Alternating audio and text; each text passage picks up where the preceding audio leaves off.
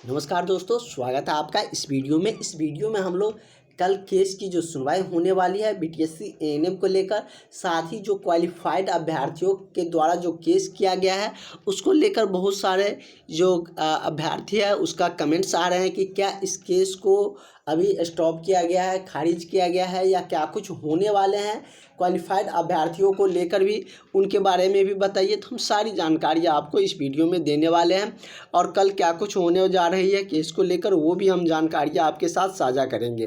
तो जिस तरीके से कल जो केस की सुनवाई होने जा रही है उसमें निश्चित रूप से, जैसे कि इस केस की जो कल सुनवाई है, तो ऐसा नहीं है कि जो क्वालिफाइड वाले अभ्यर्थी है जिन्होंने एग्ज़ाम देकर अपना रिज़ल्ट लाए हैं और उनके द्वारा भी केस किया गया, और उस केस में हम यदि बात करें तो उस केस में वैसे अभी इन लोगों को बड़ा सफलता मिली नहीं है, लेकिन उसमें जैसे सुनवाई हुए थे तो नेक्स्ट हेयरिंग नहीं मिला। तो बहुत सारे अभ्यर्थी अभी सोच रहे हैं कि क्या इसका मतलब कि खारिज कर दिया है या क्या कुछ हुआ है।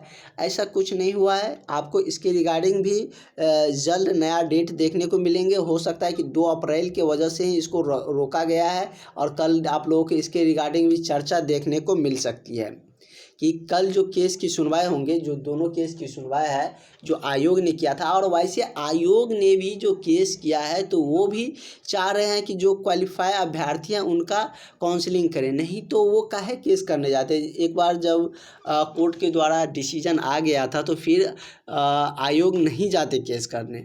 तो हो सकता है कि कल जो केस की सुनवाई होंगे तो उसमें इस केस की भी चर्चा किए जाएंगे कि इसका भी मर्ज करके एक साथ डिसीजन लाना चाहिए या इसका अलग से सुनवाई का जो डेट है वो रखना चाहिए। जैसे कि अभी इसका डेट भी नहीं दिया गया है।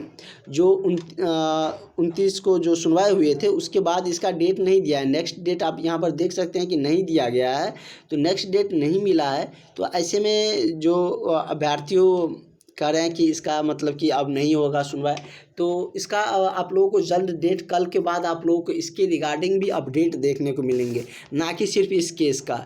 इस केस का तो कल होगा ही डिसीजन, लेकिन जो भी अभ्यर्थी जो 269 वाली जो केस है, जो क्वालिफाई अभ्यर्थी जिनका रिज़ल्ट हुआ है, जिन्होंने अपने रिज़ल्ट के मांग को लेकर काउंसलिंग की मांग की है, तो उनका भी आप लोगों को अपडेट देखने को मिलेंगे उस केस को भी लेकर। तो आप लोग ज़्यादा उस केस को लेकर भी बहुत ज़्यादा नहीं सोचिए कि क्या कुछ होगा। वो कोर्ट की काम है, कोर्ट करेंगे ही। और कल ये 2 केस की जो एक साथ मतलब कि एक बेंच पर लाया गया है, कह सकते हैं डबल बेंच पे इनकी जो सुनवाई है, तो कल आप लोगों को इसका जो देखने को मिलेंगे। पिछले जो केस सुनवाई हुआ था 15 मार्च को, तो उसमें केस को एडजर्न कर दिया गया था, जैसे कि 2 अप्रैल को रखा गया था। तो क्या कल भी डेट बढ़ेंगे? तो ज़्यादातर संभावना है कि कल भी डेट एडजर्न, आगे का डेट देखने को मिल सकते हैं।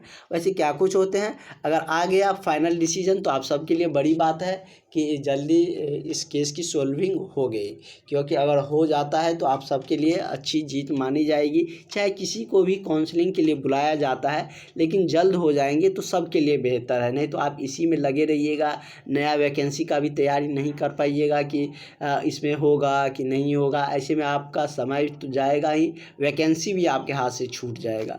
तो इसीलिए हम तो आपको क्लास भी चलवा रहे हैं, इसीलिए कि किसी का भी वैकेंसी मिस ना हो इस बीटीएससी एएनएम के चक्कर में।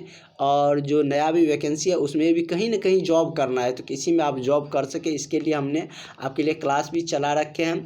और क्लासेज रेगुलर चलती है शाम 7 बजे को। जो भी क्लास नहीं लिए हैं वो सारे अभ्यर्थी इस नंबर पर कांटेक्ट करके क्लास ले लीजिए। इसमें आप लोगों को कल तो केस के बारे में पता चल ही जाएगा, तो कल के बाद आप लोग ज़रा भी देर मत करिएगा, इस नंबर पर कांटेक्ट करके आप लोग क्लास ज्वाइन कर लीजिएगा।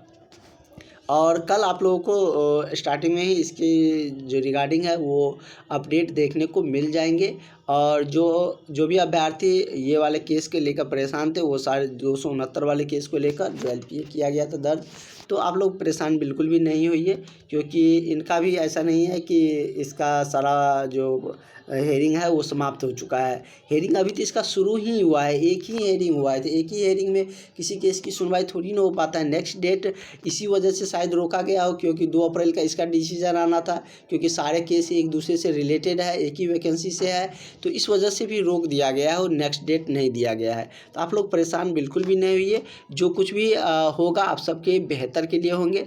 और नया जो सूचना अगर जारी किया जाता है, चाहे आयोग की तरफ से, चाहे बीटीएससी की तरफ से या कोर्ट की तरफ से, तो वो सारी जानकारियाँ हम आप तक ज़रूर पहुंचाते रहेंगे। आप लोग से छोटी सी रिक्वेस्ट है कि चैनल को सब्सक्राइब करके ज़रूर रखें। आप लोग चैनल पे आते हैं लेकिन सब्सक्राइब किए बिना ही चल जाते हैं, ऐसे में आपको सारी जो अपडेट है, सारी इन्फॉर्मेशन नहीं मिलेंगे। अगर आप सब्सक्राइब करके रखे रहते हैं तो आपको सारे इन्फॉर्मेशन समय पर आपको मिलते रहेंगे। ऐसा नहीं कि आपको सारा कुछ हो जाता है उसके बाद आपको पता चले, क्योंकि आप सब्सक्राइब करते हैं तो सारा नोटिफिकेशन आपके पास चला जाता है। तो और भी इसके रिगार्डिंग कोई अपडेट आती है, कोई भी सूचना आती है, तो सारी अपडेट, सारी सूचनाएं हम आपके साथ ज़रूर साझा करेंगे, ठीक है। और आगे की जो भी और सूचनाएं आएंगी वो हम आपको ज़रूर बताएंगे। Thank you.